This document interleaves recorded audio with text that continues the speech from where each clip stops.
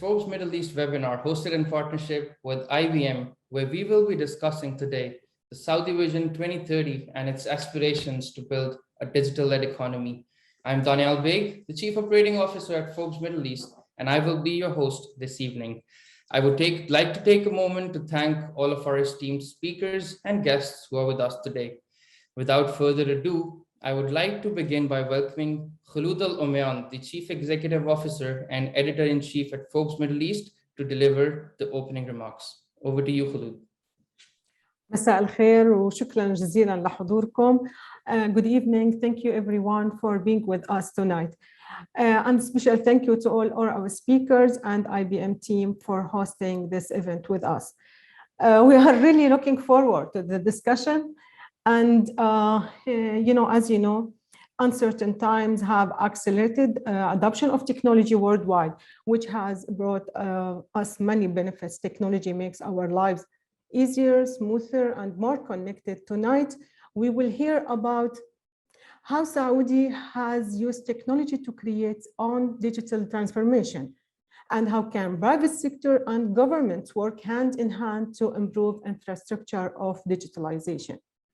We will find out the most critical challenges facing the industry and where the kingdom stands today. Before we begin, I would like to take this opportunity to officially announce that Forbes will be hosting our Saudi Innovation Summit November 2022.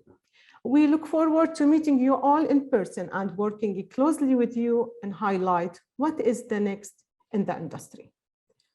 I would like to invite His Excellency, Dr. Munir Eldesouki, to deliver his keynote speech to share with us the vision of MCIT. And again, thank you for being with us tonight and all the best. تفضل معاليك. Thank you, Khuloud. Good evening, ladies and gentlemen. It's an absolute pleasure to be here with you tonight. I'd like to start by beginning and expressing my gratitude to Forbes for hosting this enjoyable event, for providing me with the opportunity to share with you the story of Saudi Arabia's incredible digital transformation journey.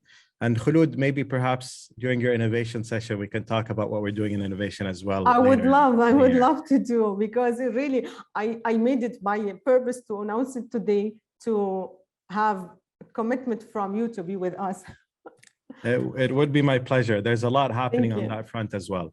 I'm going to share a few slides. Hopefully you can see them. So Saudi Arabia has undergone a massive transformation the past few years, both economically and socially, as you rightfully said in the introduction. This covered all aspects of life, to the point that people around the world were doubting how true it was, until we finally started seeing the numbers speak for themselves. And this was especially due to the rate of dramatic change that had been undertaken by Vision 2030. ICT and digital has been at the heart of this transformation, where a little over 4 years ago now, a national committee has been created at a ministerial level to oversee digital transformation in all sectors and enable and accelerate the changes that took place. And from the kingdom set a national digital transformation strategy that cascaded down to a number of sectors, including e-government, data and AI, smart cities, e-commerce, amongst other sectors as well. But the foundation layer for the national digital transformation strategy was the ICT sector strategy, which was approved by the Council of Ministers almost 3 years ago. This ICT sector strategy, it was built on 3 main pillars. The first was boosting our digital infrastructure, and the second was improving the digital skills and talents, and the third was developing the ICT markets. And I'll explain a little bit of these in detail and what we've done in each one of them. So in the first pillar, we worked in the kingdom. Yes? Can you hear me?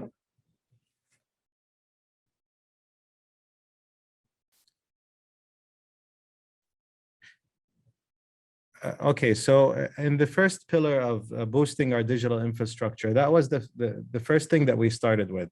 If we go back to maybe 3 years, just to show how dramatic the change was, in 2017, mobile speed on internet in the kingdom was 16 megabits per second. That ranked us around 134 globally. Fast forward to today, The speed increased over 10 times, putting us amongst the top 10. We like to say top 10 because it shifts between the third, fourth, and fifth place, depending on the month. But it's been top 10 steadily for the past over, I would say, 2 years. Not just that, in terms of 5G download speed, we're the fastest globally, and we were the first commercial deployment in the Middle East. These high speeds are simply a reflection of the enormous efforts and reforms that the kingdom has begun a few years ago as part of Vision 2030 reforms, with a strategy to lay the foundations that enable a connected present for an innovative tomorrow. And through these game-changing strategies, what we did was partnered with the private sector with an investment of more than $15 billion to modernize the national telecom infrastructure. This was a joint PPP model where the government put around 40% and the private sector put 60% to carry infrastructure in areas where it may not be commercially viable. Doing that, we connected over 3.5 million homes with high-speed fiber. We spread more than 15,000 of 5G towers across the kingdom, and we created regulatory sandboxes to accelerate adoption of e-delivery platforms with more than 48 applications today. And I'll talk about how those helped us in COVID a little bit later on. Now, if we look at the results of all of these efforts that have taken place, the ITU has classified the kingdom as the highest regulatory environment when it comes to telco and telco regulation. This is really a result of the multi-stakeholder collaboration across all the impacted sectors that are in the kingdom. If I look at the second pillar in our ICT sector strategy, we're working on improving the digital skills and talent. And in order to see our ambitious changes in the digital transformation, we couldn't do anything without fixing talent and the main driver, which is basically the human skills, especially when we were looking at how things were changing with the fourth industrial revolution and the future of work. So with doing so, the kingdom focused on human capital and specifically emerging technologies. We trained thousands of young Saudi men and women by enrolling them into intensive training camps and changing the educational systems in universities, introducing cutting-edge emerging technologies such as AI, IoT, and blockchain. And with these initiatives, we've seen great success. Over 47,000 were trained and upskilled. More than 25,000 Saudi youth were employed in emerging technologies. And as a result, Saudi Arabia now ranks the third globally in the growth of digital skills inside the workforce. We've also paid attention to enabling and empowering women in the ICT sector, as this was a challenge that we see in technology on a global scale. So in 2018, female participation in IT jobs was around 16% in the kingdom. Today, it jumped to 28%. It's higher than the global average, the EU average. Still something we're working hard to fix and increase. We're executing many initiatives and programs in this domain. And in recognition of these great efforts, the ITU had granted the kingdom the Equals in Tech Award, which is awarded to countries dedicated to promoting gender balance in the technology sector. And in developing the ICT market, which was the third element of our ICT sector strategy, in particular, we were looking at how to enhance the balance between telco and traditional IT and emerging technologies, which wasn't very well balanced in the kingdom. Our telco market was huge. Our IT market is, although one of the biggest in the region, the biggest in the Middle East, the local content wasn't that high. And the emerging technology market was still, I would say, in very early infant stages. So the kingdom, being the biggest market in the MENA region with 135 billion Saudi riyals of worth in 2020, that contributes around 4% of GDP to the kingdom, something we want to double by 2030 to 8%. To achieve these ambitious goals, we have launched a national technology development program with a budget of 2.5 billion Saudi riyals. The program is designed to generate 10 billion Saudi riyals in GDP contribution over the program's period in the next 6 years. Thankfully, investors and the investor community have responded very positively to these announcements and programs and initiatives that the government has led. And we've started to see investments in the technology sector grow in a massive rate over the past 2 years. So for example, in the first half of 2021, the investments in the tech sector in the kingdom reached over $2.25 billion and the investments in digital startups in the kingdom went well beyond $168 million. On the other hand, three of the major global cloud computing players, Oracle, Google, and Alibaba, have all signed agreements with local partners to establish their data centers and operations in the kingdom. With this combined investment, we've seen from these companies an investment of over $1.5 billion, making this the largest tech investment in the region in the recent past. And this is due to the flourishing cloud market in the kingdom, which is expected to reach around $7 billion by 2030. Other promising markets, of course, include e-gaming, where the kingdom is the 19th largest market in the world, growing at a rate of higher than 22%. And of course, as you've all seen in the pandemic, e-commerce was a huge growth, especially in the kingdom. Online shoppers is expected to reach 19 million by next year, and the market is expected to reach $16 billion by 2030. So if we look at the impact of all of this ICT infrastructure investment and change and how it impacted digital transformation, luckily, all of these investments and the huge digital transformation efforts that took place happened way before the pandemic, and we capitalized on those returns during the pandemic period, which allowed the kingdom to remain resilient during 2020. Even though there was a network increase of more than 30%, which is a heavy pressure on the network, there was almost no disruption to work. We had the government agencies working remotely. Over 94% of them continued to work remotely with no issues. If we look at telemedicine platforms, for example, we managed to conduct over 25 million virtual health consultations. This helped our loved ones to receive care without going to the hospital and being exposed to ICU rooms. Digital technology has also played a vital and commercial role during the pandemic with the acceleration of cashless societies through fintech solutions and the increased limits that SAMA implied on wireless transactions to avoid authentication and contact. So if we look back when 2030 was just starting in 2016, we had not one single fintech company in the kingdom. Today, we have 11 licensed companies, and we've witnessed the first billion-dollar valuation of a fintech unicorn in the Middle East with STC Pay. So the impact of digital transformation is touching almost every other sector we're working with today. We have digital platforms for housing, for agriculture, for education, for starting a business, for industrial investments, for government procurement, municipality services, and volunteering and charity work as well. So if I look at a couple of examples, on a platform we have called Miras, for example, you can integrate more than 30 government entities all within this one platform. And this allows you to establish a company in less than 30 minutes and issue a commercial register in less than 3 minutes. And on our volunteer platform, we've increased the number of volunteers at the kingdom from 23,000 in 2015 to 409,000 in 2020 using this platform and digital solution. This increased economic value per capita per hour from 0.6 Saudi riyals to 21 Saudi riyals, which is a huge jump. And one example that I personally love is in agriculture, where we launched a platform called Hasr. And this uses satellite images and AI to prevent illegal farming and wasting of underground water resources. With this platform, we saved during 1 year of its operation what the kingdom in its entirety uses and consumes in water in 3 years, which was a huge impact of digital technology, AI, and satellite all coming together. In a nutshell, ladies and gentlemen, Saudi Arabia has accelerated digital transformation nationwide and was able to achieve 3 to 4 years in the past period in the vision, more than it achieved in the last 2 decades. Many of Saudi Arabia's successes in digital transformation was made possible thanks to the agile governance model that the vision allows for, with multi-stakeholder approaches and close collaboration with the private sector.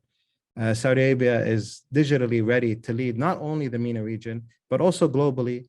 And it is a major digital economy player and is evident by the competitive global rankings.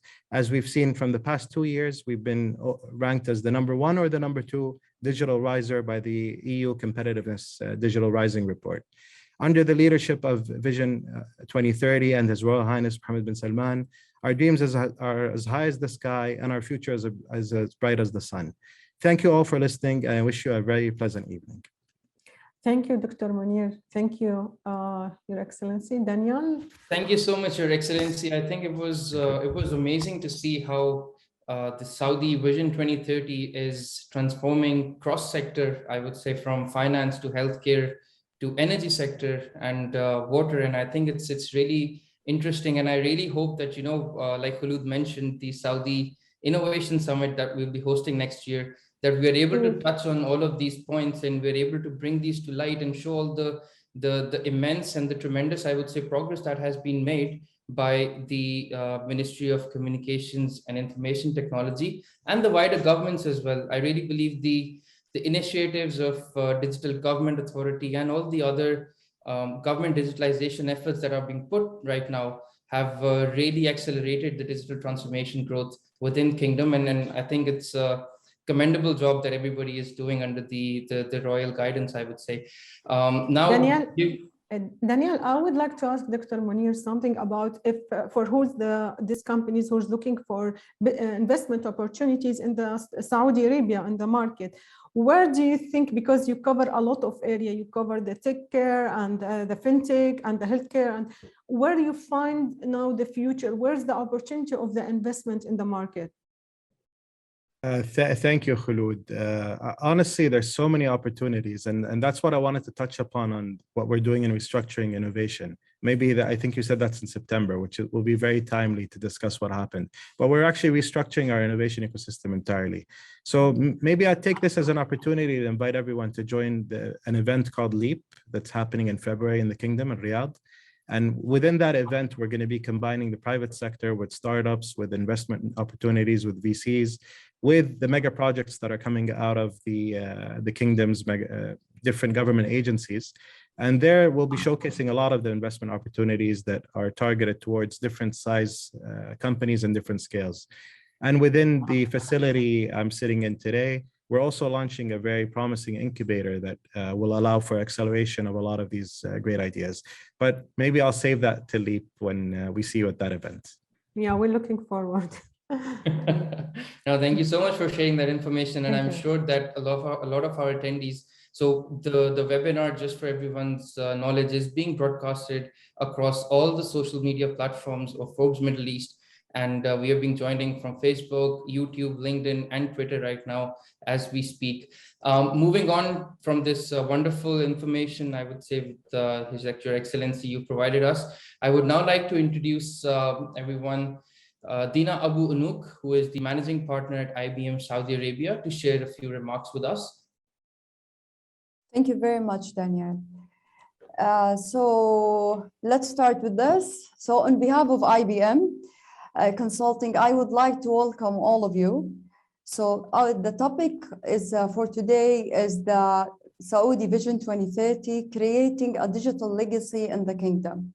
This topic is a very important topic for all of us, and especially IBM, because we have been part of the country's fabric since 1947, when we installed the first machine in Saudi Aramco, and we continue to play a major role to country's development. Whilst many of you know us as a hardware or software company, we are today a very different IBM, focused on two pillars of IBM Consulting and IBM Technology. As IBM Consulting, we are focused primarily on helping clients with their strategies and the use of emerging technology such as AI, blockchain, or edge, powered by hypercloud to reimagine their business. Today, we are working with private sector entities across every industry, from banks to oil and gas, to mining, to retail companies. And we have worked and continue to work with government agencies that are similarly looking digitized. We have seen, for example, how during COVID, our government was able to create innovative and in some cases world-leading applications like Tawakkalna that have set a new benchmark for digital government, and we continue to see how the government is reimagining itself as a digital government. It is an exciting time to be in Saudi Arabia. It is an exciting time to be in technology. Today, we will hear from some visionary technology leaders from our government who will share with us their insights into how the country is using digital technology as an enabler of transformation and progress we have made to date, and where we think the future may lie. Thank you very much, Daniel. Thank you, Dina. Thank you so much, Dina. Thank you for sharing that with us. And I really believe that, of course, there are a lot of other things that IBM does. And I think it is time that everybody knows more about this. However, now moving on to the next session, which is a fireside chat, I would like to introduce Fahad Alhamed, who is the chairman of the board of Saudi Cloud Computing Association. And Fahad, thank you so much. Welcome to the show. Dina would be our moderator for this session. However, I would like to really request all of our attendees here who have joined us from Zoom and across from the other social media platforms to drop in your questions, because at the end of the session, we are going to have a Q&A session with our speakers, Mr. Fahad and Ms. Dina, of course. So please drop in your questions and let us know if there's anything you guys want to know more about the Saudi vision. It is creating a digital-led economy as we speak. Over to you, And what Dina. about us? If we have questions, what we do? Of course. You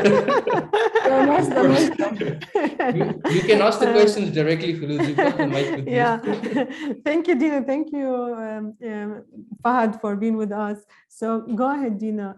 I'm really enjoyed with the conversation. So hi, Fahad. Thank you for joining us for this session. It will be my pleasure to having this panel with you. So the first question, which I would like to ask you, although fully curated digital infrastructure, we can make the difference in the transformation journey. How important is cloud technology as part of the digital infrastructure development for KSA from your point of view? Thank you, Dina. First of all, I would like to thank Forbes Middle East for inviting me to this very important event. And thank you, Dina, for a good question. I believe adopting cloud-based infrastructure will have a bigger impact on digital transformation of the kingdom. Dr. Munir just, mashallah, gave us a walkthrough of how cloud computing and another technologies help. Let me give you an example, a quick example.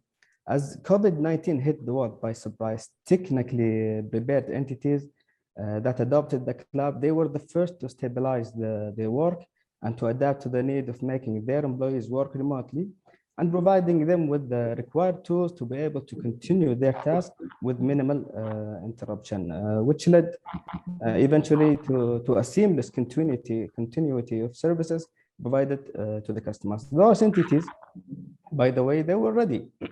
They have prepared their technical environment for these kinds of scenarios.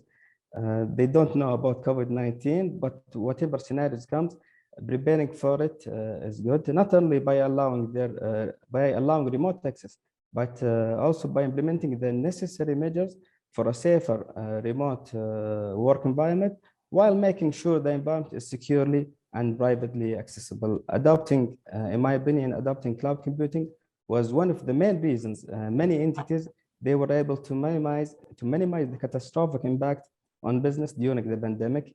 In the kingdom, as we saw, many technology-related government entities, they have introduced a new and updated policies regarding the use of cloud computing in specific within the country.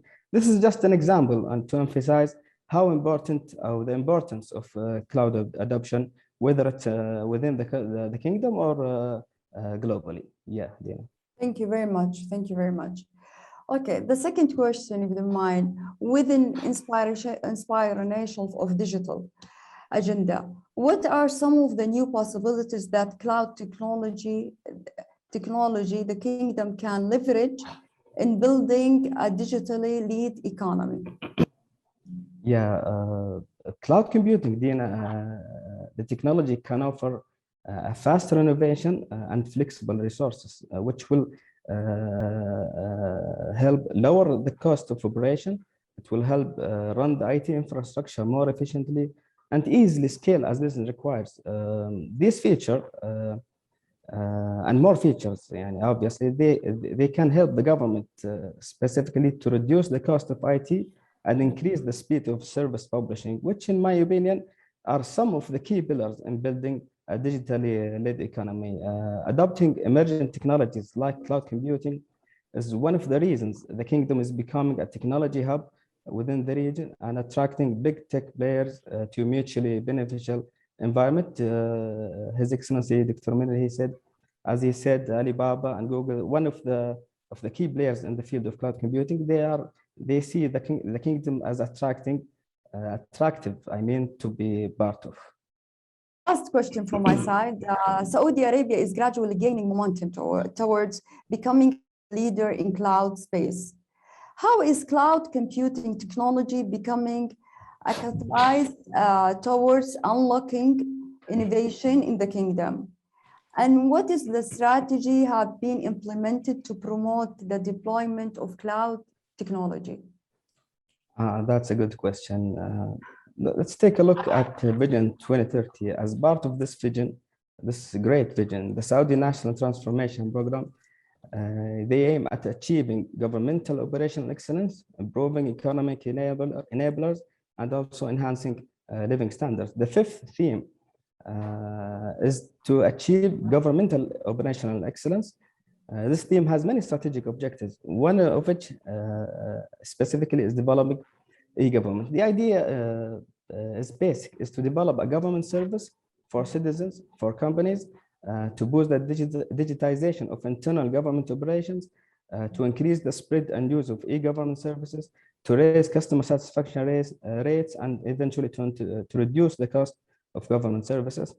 I believe decision makers in the kingdom, they have believed the cloud can help achieve this goal, so they acted. If you take example, the Saudi Ministry of Communication and Information Technology, they have released the cloud first policy, which accelerates the adoption of cloud computing services by directing entities to consider the cloud when deciding to invest in IT. Also, we see the cloud computing regulation framework issued by the Saudi Communication and Information Technology Commission to make sure the service is properly provided to the customer. This framework, by the way, is based on the best international practice. It includes the rights and obligations of the service providers, individual customers, government entities, and enterprises in general. If you look at the security side, the Saudi National Cybersecurity Authority, they have released the cloud cybersecurity controls, which includes the necessary measures that all cloud service providers and cloud customers are required to comply with to minimize their cybersecurity risk and to be able to protect the confidentiality, integrity, availability of the data within the cloud. I don't want to take a long time, but I'll give you a last example. The National Information Center, the operation arm of the Saudi Data and AI Authority, they have created the government cloud DEEM. The government cloud DEEM is a cloud platform, obviously, that safely and reliably provides technical assets to all government entities so they can take advantage of these assets through a digital and self-service market.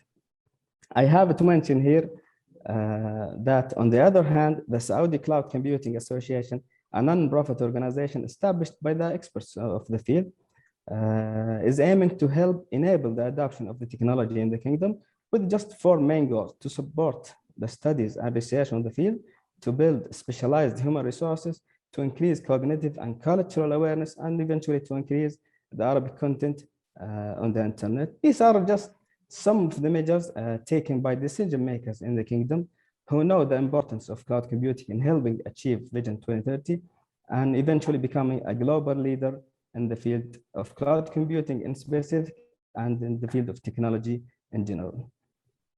Thank you very much. It was a pleasure, a big pleasure talking to you and knowing these information. Thank you very much. Thank you. Over to you. Thank you, Dina. Great. Thank you. Thank you so much. Yeah. I want to ask Dr. Yes, I want to ask Dr. Fahad, how are you supporting the medium and small business? What kind of initiative do you have to offer them, the small business? Because I'm sure they cannot avoid to pay, for the expensive service to make it secure or reduce the risk of business. Cloud computing, I believe this question is directed to me. Yes. Yes. Okay. How are you supporting medium and small business? Yeah. Yeah. By default, cloud computing is cost effective. I mean, if you look at legacy systems, if a startup company needs to build their own infrastructure to start their business, it will take a long time. It will take months to establish the IT sector and buying equipment and employing staff. Cloud computing can save you time, can save you cost, and it's more reliable. Scalability is very good, very high. Yani, they say in the cloud field, the resources are virtually unlimited. So being able to pay as you go is much efficient to startup specifically to reach their goals. They need to focus on their business, not to focus on how to build their IT infrastructure in general. So this is by default the cloud computing in general.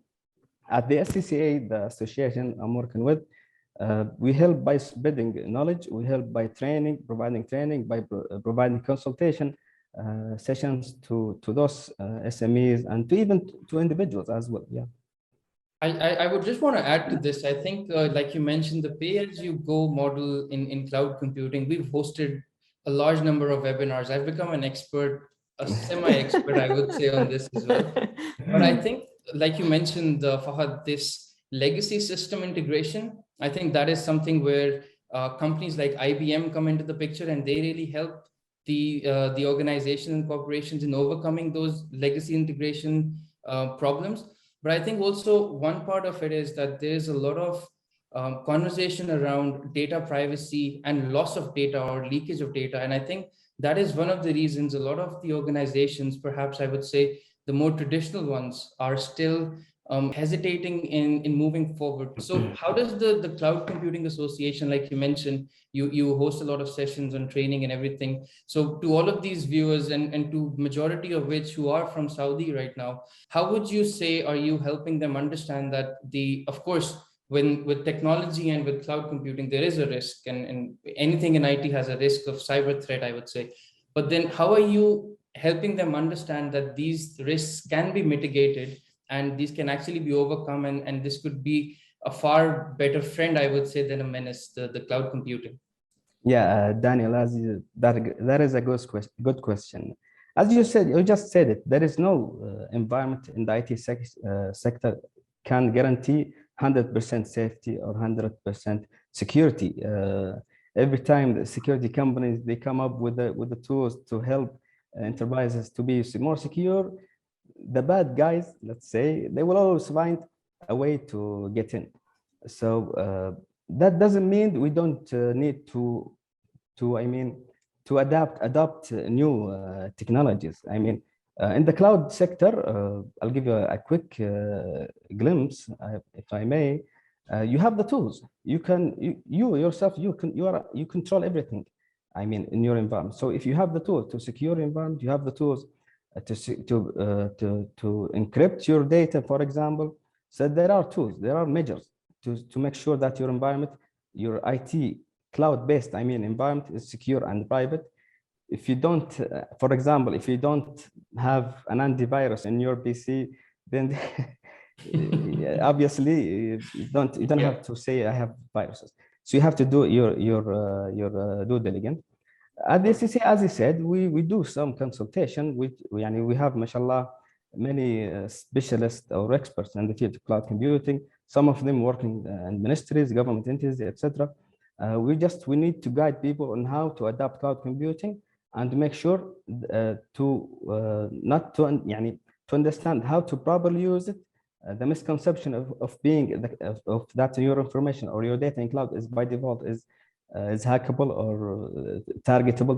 That's a misconception that we are working and we're trying to make people better understand the positive side of cloud computing. Yeah. Dina, we would like to hear from you maybe as well, from an IBM's perspective, I would say, perhaps, how are you, or how is IBM in the kingdom currently providing all of these services and do you agree with us that there is uncertainty and there are these questions around switching towards cloud computing, and how are you working around with different organizations in their journey to transformation. If you could just share some points with us on that. So we are receiving a lot of requirement. Now the country is moving totally to digital transformation. And our main job is to be part of this, to be the strategic partner for the companies to reach this point with the vision and as the Crown Prince instruction. It's something, it's something very exciting, to be honest with you, to be part of this change in the country. So in IBM, yes, we help the companies by going through the journey of the digital transformation. We do have the cybersecurity. We do have the cloud, AI. Most of the project now are depending on AI, blockchain, the emerging technology projects. So we can help the clients. They are most than welcome to come to us. We are here. We are here to help the Vision 2030 to be implemented.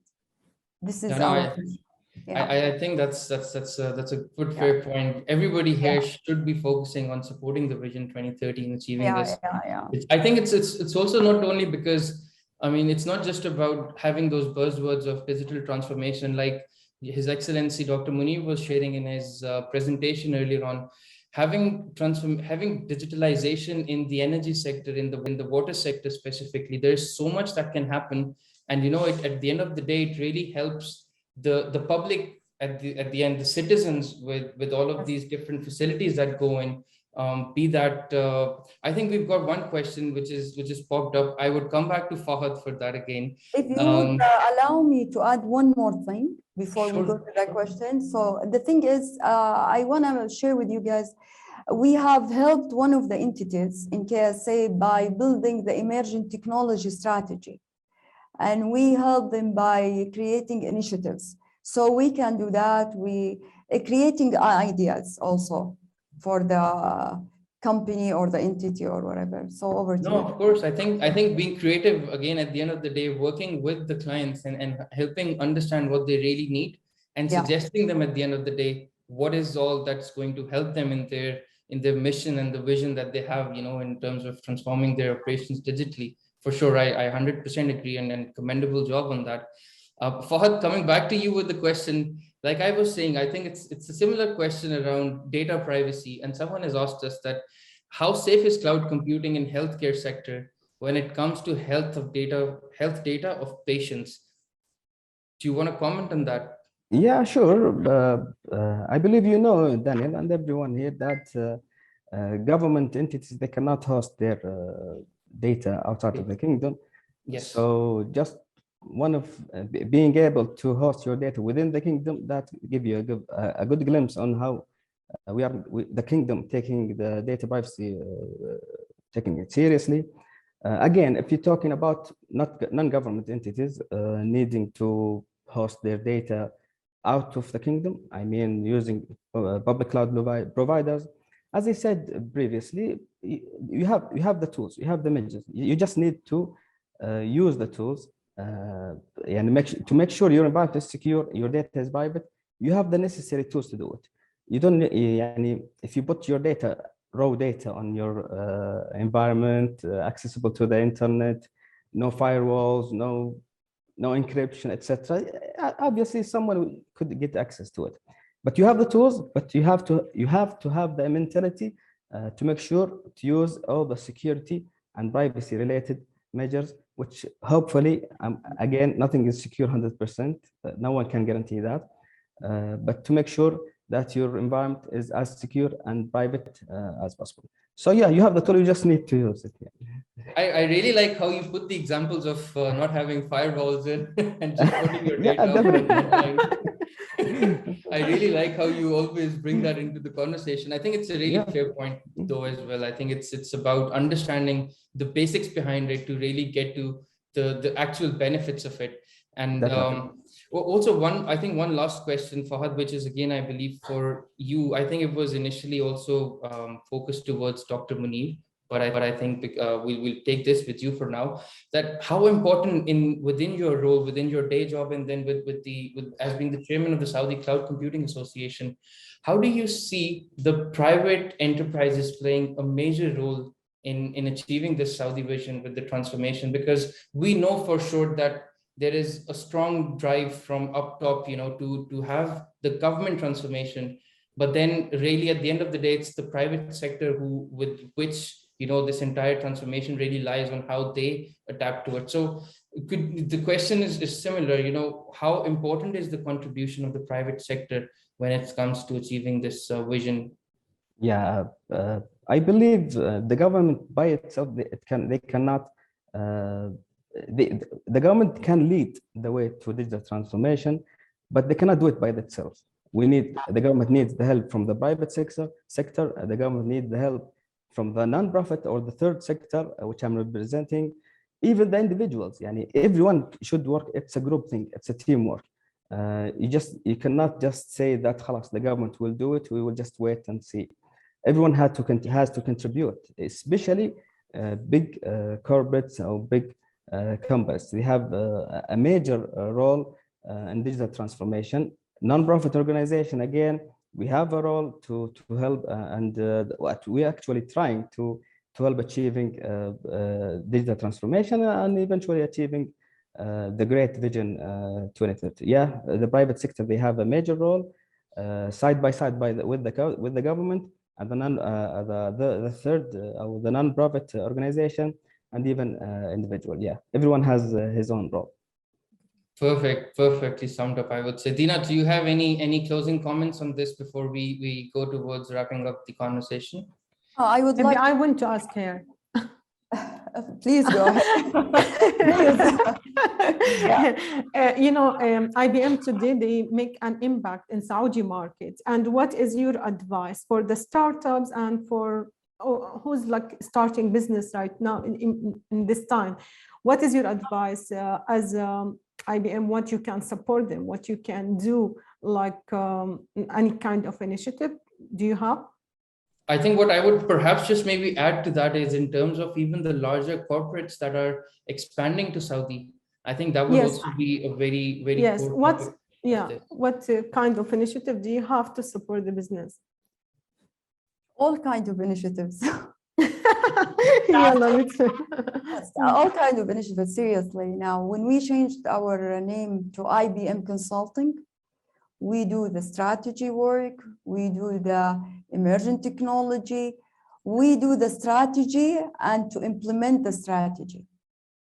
We will not give you a strategy until you go and implement it. No, it's our job to make sure it's happening.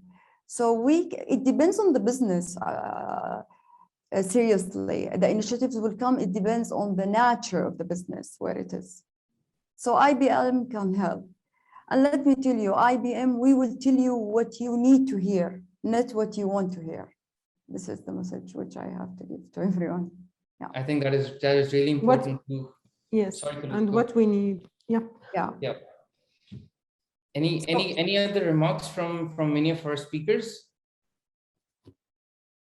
All right, I think then perhaps I will take this as their confirmation. Thank you so much, everyone. With this final statement, I'd like to conclude today's session, where we addressed how the private and public sector is supporting the Saudi Vision 2030, as well as the projects, the countless projects, I would say, that are being executed to progress this nationwide digital transformation in order to achieve economic development. Thank you, everybody. Thank you, our distinguished speakers. Fahad, Dina, for joining us today. Khuloud, thank you so much for sparing some time for us as well. Thank you. We would also like to thank you, IBM, our exclusive partners for today's session. We value everyone's time. So a very, very warm thank you to everyone who has joined us this evening from across the entire social media and here on Zoom. And we look forward to seeing you guys and hosting you in Saudi next year at the Saudi Innovation Summit 2022, which is truly going to explore all the different digital transformation and innovation initiatives that are being led by the government and the public sector there in Saudi, in helping it achieve, I would say, the Saudi Vision 2030 and putting Saudi on top of the map in the region. So thank you, everyone. Have a lovely evening, and hope everybody stay safe during these uncertain and difficult times. Cheers. Thank you. Thank you. Thank you, everyone. Thank you. Thank you. Thanks. Thank you.